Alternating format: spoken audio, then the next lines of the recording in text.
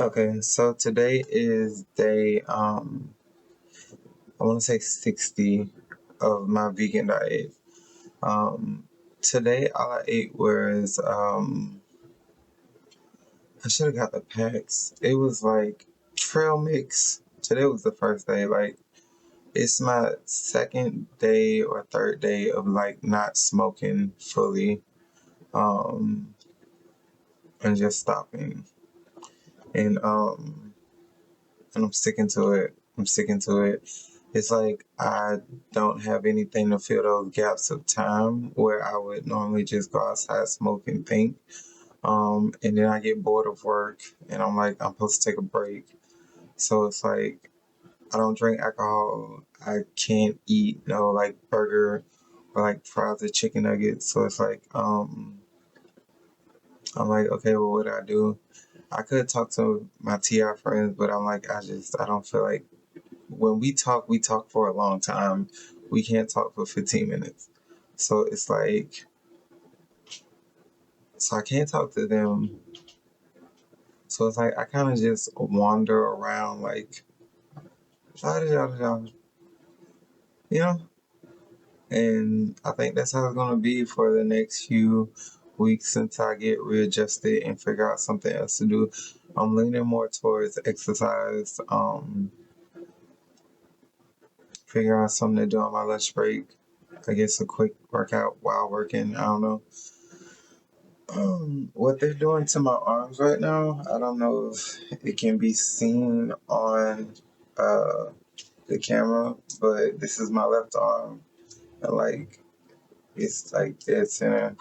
Uh, one arm is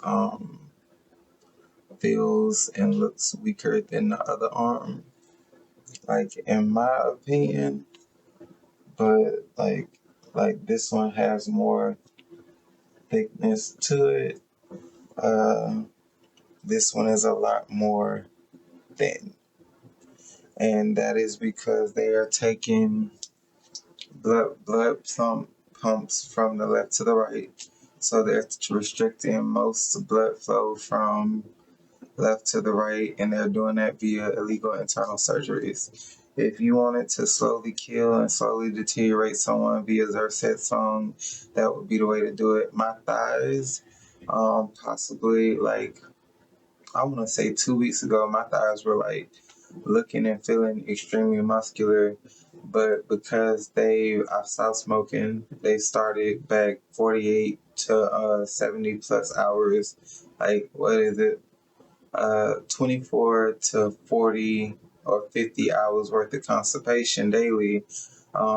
They're restricting blood flow, and I don't know what they're doing with my bowel movement. So they're putting it in or around my thighs. Now my thighs have gotten back to being and looking huge, and the weight that I was losing is now being sat on my back. Uh, on my back. They're now putting that weight. Like you can look and you can tell.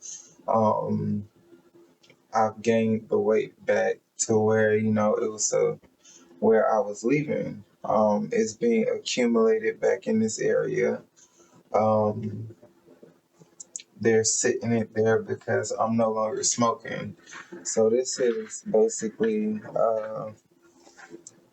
they don't like oxygen rich blood flow. They don't like healthy targeted individuals. So they will do everything in their power to make you as annoyed as possible, as uncomfortable as possible. Like I don't talk to my parents when I get home, and they rarely say anything to me. But last night, well, as soon as I got here today, I sat down and I was eating my food and I was watching TV. It's the first time I ate like all day, and she comes in with the same thing from this morning because she wants to, she want to create an argument. She want to create some type of chaos. It's gang stalking tactics 101.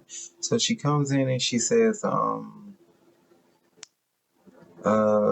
in the morning, I want to take a hot shower. I have to take a cold shower. She hasn't said that pre me smoking in a very long time. But after me quitting smoking, now there's a problem with the hot water in the shower again because she needs something to say. This is their narrative, this is their script. So there's also now a problem with me sitting things on the table. Mind you, there hasn't been an argument. The last one that was recorded on video was probably 2 or 4 months ago. So now there's a problem with the stuff I have on the table. And the narrative is, and this is how she plays both sides, and they force her to play both sides and make it seem like I have animosity towards either parent, which I don't. I genuinely don't care at all. She she's like, your dad, you have no idea how many times he comes to me and he fusses about this table and blah blah blah blah blah. So as a child, that would make me think, well, I feel like he hates me, so I never want to talk to him because mom is always coming to me and telling me that something is wrong, or he's always saying something about me. But that's not the case. So then I would get a conversation with him, and he would say, "Why are you always making me out to be the villain?" So as a child, that would keep a child in an emotionally confused place, in an emotionally confused state. I have my mother telling me one thing and my father telling me a different thing. And nobody's actually telling the truth because it's all for a show. It's psychology to cause emotional trauma and internal trauma in the child. So when they grow up into an adult, they have issues believing and trusting people. It's harder for them to form a connection, a deep connection with people, because I couldn't even trust my parents because both of them was playing both sides, and then they would paint me out to be the person that was manipulating them.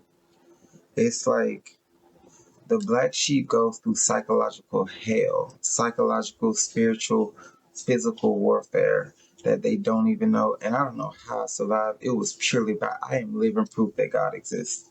But that's just the video for today. I was supposed to go into all of that, but I just felt like that needed to be told. And I'm going to speak more on psychological warfare and growing up in a gang-stalking household and, a manipulative household. I'm going to speak more on that later on down the road.